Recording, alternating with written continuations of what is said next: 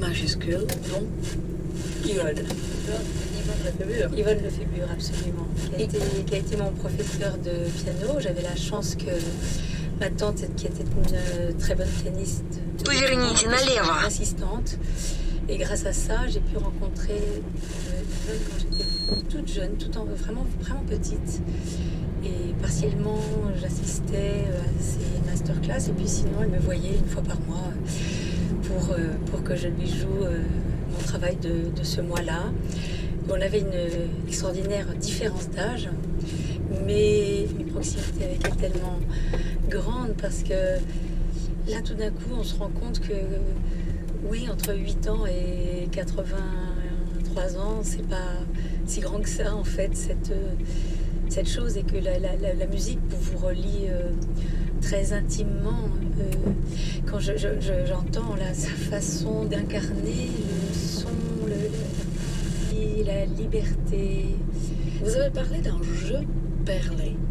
Qu'est-ce que c'est un jeu perlé? Bon, c'est un adjectif qui a été souvent utilisé pour elle parce qu'elle avait ces qualités très françaises de diction dans le jeu, de phraser, d'être capable de parler avec le son du piano.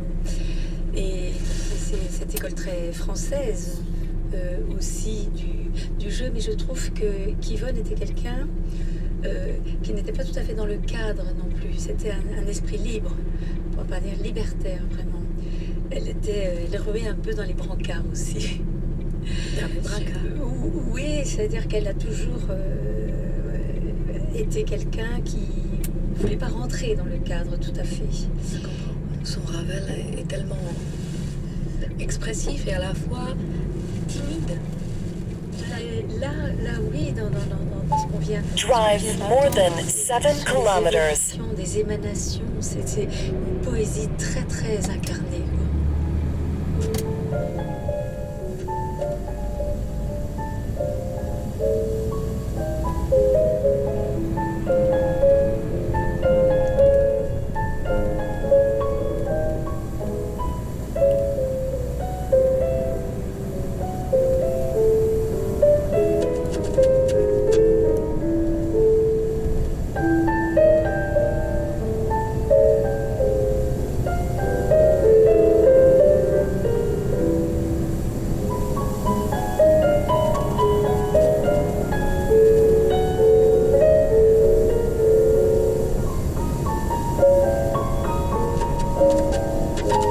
Over the speed limit.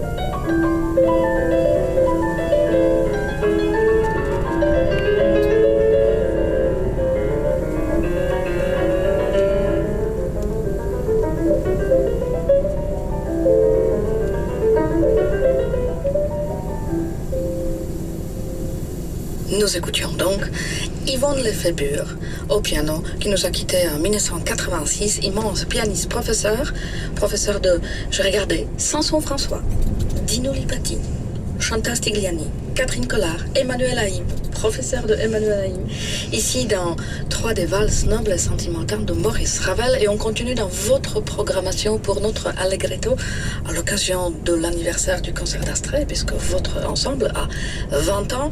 Alors vous nous avez demandé le piano de Zoltán Kocsis. Pourquoi? Alors Zoltán était un ami de ma famille. Mon beau-père était hongrois. Il y avait de nombreux artistes hongrois qui transitaient par chez nous quand ils venaient jouer à Paris, dont Zoltán.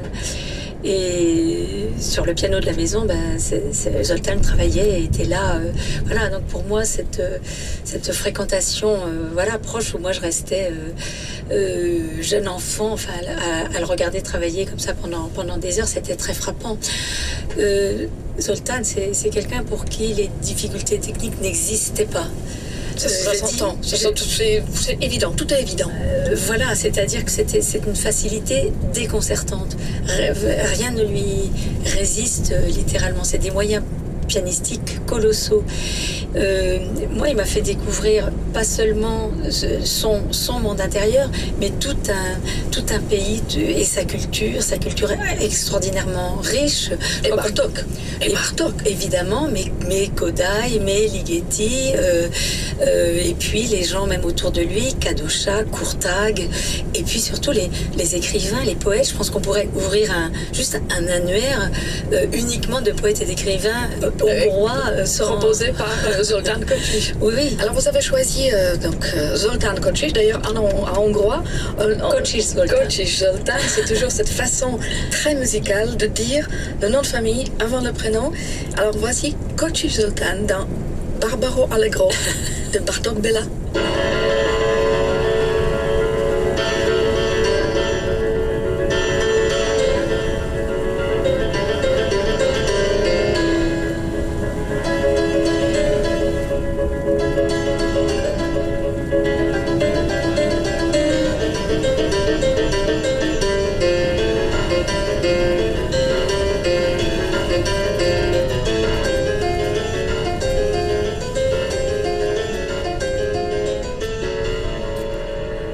You are over the speed limit.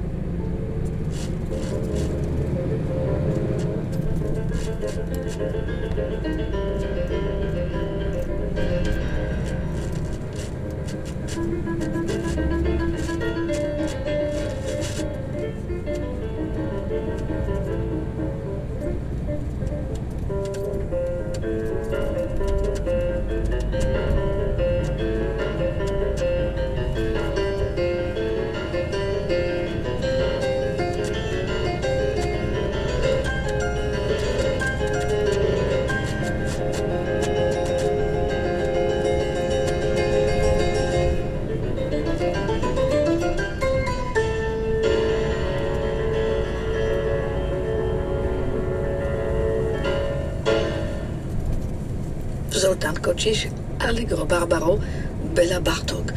Quand vous écoutez Allegro Prepare Barbaro to de turn Bartók, left vous in avez un 800 regard mais meters. fatal, Emmanuel Haïm. Mais On est transcendé, on est ailleurs. Oui, c'est vrai. Mais ce que j'aime aussi, j'adore Bartók, vraiment, quel magnifique génie. Et j'adore aussi le fait qu'il ait tellement travaillé sur la musique populaire et qu'il est tellement, comment dire, apprivoisé et emmené vers notre XXe siècle. D'abord, je trouve que j'ai écouté beaucoup des enregistrements qu'ils ont pu faire, lui et Kodály, qu'on peut entendre de gens dans les campagnes hongroises qui chantent. Voilà, et je trouve qu'il y a la musique populaire, c'est si fondamental pour la culture d'un pays. Et où les gens chantent avec une expression et Через personnelle. 200 метров вы прибудете к месту назначения. Non, Il n'y a pas une bonne Keep left. façon de le faire et je trouve que la musique est aussi pour nous, enfin musiciens, un vecteur pour Arrive to connaître destination d'autres cultures et les apprécier 160 meters. assez en profondeur finalement, même sans parler telle ou telle langue, on a le sentiment d'approcher les choses. Après Zoltán Kocsis, Gustav Leonhardt. Вы прибыли к месту назначения. Arrive to destination.